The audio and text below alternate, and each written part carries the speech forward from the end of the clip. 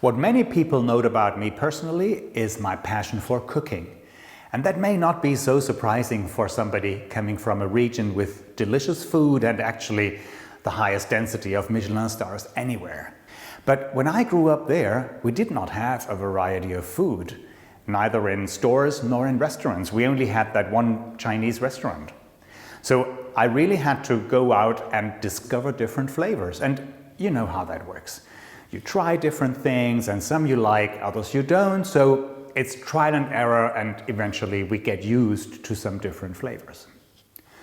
But then I discovered the slow food movement, which not only promotes traditional food and recipes, they also provide contextualized information about food and cooking.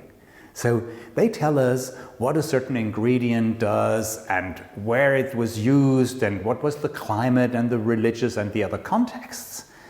And that has not only transformed my understanding of cooking, but also my approach to D&I.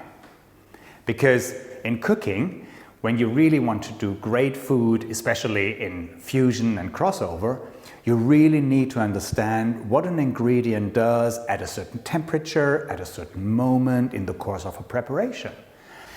Likewise, in diversity, we have to understand what kind of impact a certain intervention has in our D&I agenda. So it's not about liking or disliking a certain activity, and it's certainly not about cutting and pasting.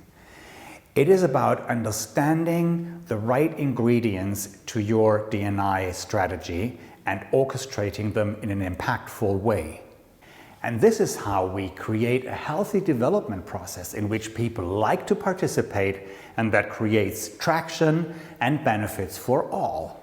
So if you want, join me for a great menu.